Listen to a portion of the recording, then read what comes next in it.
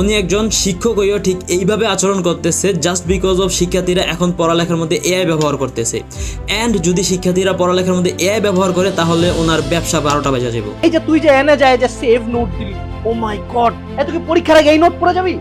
Note করা notebook কলমের শুধুমাত্র একটা ফিচার, অ্যান্ড তার বাইরে আপনার পাশে যে এতগুলো ফিচার আছে অ্যান্ড নিচে যে একটা প্রম্পট বক্স আছে, এটার ভিতরে এত ফিচার আছে যেগুলো আপনি কল্পনাও করতে পারবেন। আমরা যখন ক্লাস করি তখন আমাদের মাথার ভিতরে অনেক প্রবলেম ঘুরপাক খায়, অ্যান্ড এগুলো আমরা টিচারকে বলবো, দেন টিচার সমাধান করে দিবে, এখানে অনেক সময় খায়।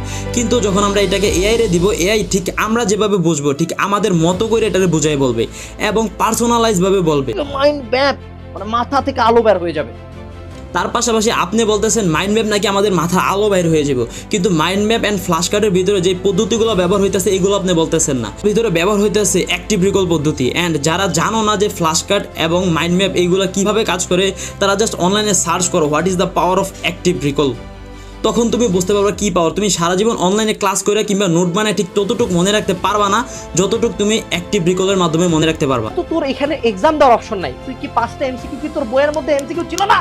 আপনি বলতেছেন এখানে নাকি পরীক্ষা দেওয়ার কোনো ফিচারই নেই। আপনি কি কুইজ ফিচারটা দেখছেন? আপনি আগে ওই জিনিসটা এই এআইটাকে নিজে ব্যবহার করেন, শিখেন, তারপরে ওইটার খারাপ দিক ভালো দিক বললেন। এটার ভিতরে কুইজ ফিচারটা আছে যেটার মাধ্যমে আপনি পরীক্ষা দিতে পারতেছেন।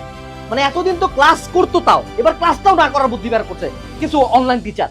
আমি জানি না এখানে কিছু টিচার বলতে আপনি কাদেরকে বুঝেছেন, যেখানে অপার ভাই এরা নতুন নতুন এআই কম্পিটিশন দিতেছে, যেখানে যারা পারে তারা শিখাইতেছে অ্যান্ড যারা পারে না তারা শিখতেছে। আপনি বলতেছেন এআই এর কারণে নাকি এখন অনলাইনে পোলাবেনে ক্লাসও করবে না, এটা কখনোই সম্ভব না। যেখানে অনলাইন কোর্সগুলো কখনোই অফলাইন কোনো টিচার কিংবা কোচিং সেন্টারের বিকল্প হইতে পারে না, ঠিক সেভাবে একটা এআই কখনোই অনলাইন কিংবা অফলাইন কোনোটার বিকল্প হইতে পারে না। এআই জাস্ট আমাদেরকে এক্সট্রা ফেসিলিটি দিতেছে পার্সোনালাইজভাবে পড়ালেখা করার জন্য।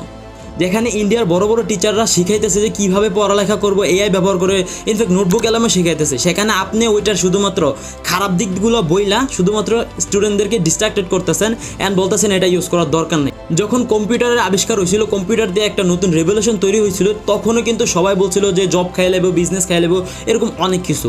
বাট আজকে যদি কম্পিউটার না থাকতো, না আপনি আমাদের সামনে থাকতেন, না আমরা আপনার। শেষ পর্যন্ত এআই নিয়ে একটাই কথা বলবো, যদি আপনি এআই ভালোভাবে ব্যবহার করতে জানেন, এআই শুধু আপনার বিজনেসই খাবে না, খাবার রান্না করতেও কিন্তু সাহায্য করবে। তোর এক পোলা এরকম এআই দিয়ে লাইফ চেঞ্জ করতে আসছিল, এইচএসসি তে 4.5 কোথাও পাবলিকে পড়ে না, এখন আল্লাহ ভালো জানে কই করতেছে।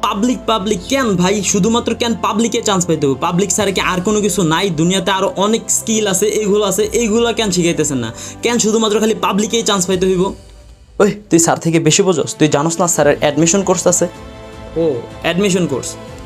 অ্যান্ড আমি জানি যে আপনি ডিউতে বুয়েটে অনেক জায়গায় চান্স পেয়েছেন, অ্যান্ড এগুলো কোনোভাবেই কম্প্রোমাইজ করার বিষয় না। এগুলোর কারণে আপনাকে অনেক সম্মান করি আমরা, অ্যান্ড আপনার মোটিভেশন আমরা অনেক সম্মান করি। কিন্তু যখন আপনি এইটাও জানেন ভালোভাবে, অ্যান্ড আমরাও জানি যে আপনাদের সময়ের কম্পিটিশন অ্যান্ড আজকের সময়ের কম্পিটিশন সেম না।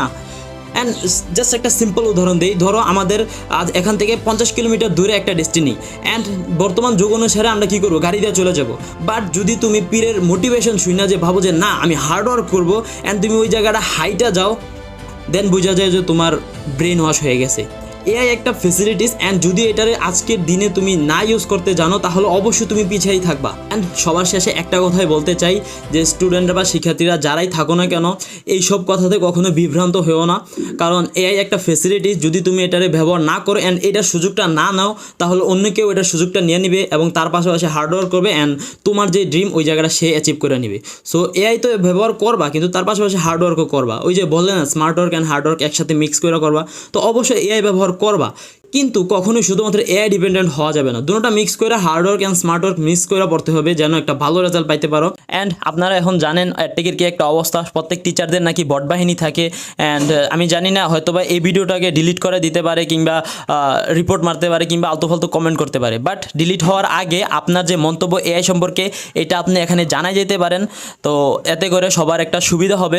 অ্যান্ড বাই দ্য ওয়ে বাকিটা আপনাদের উপরে। আসসালামু আলাইকুম।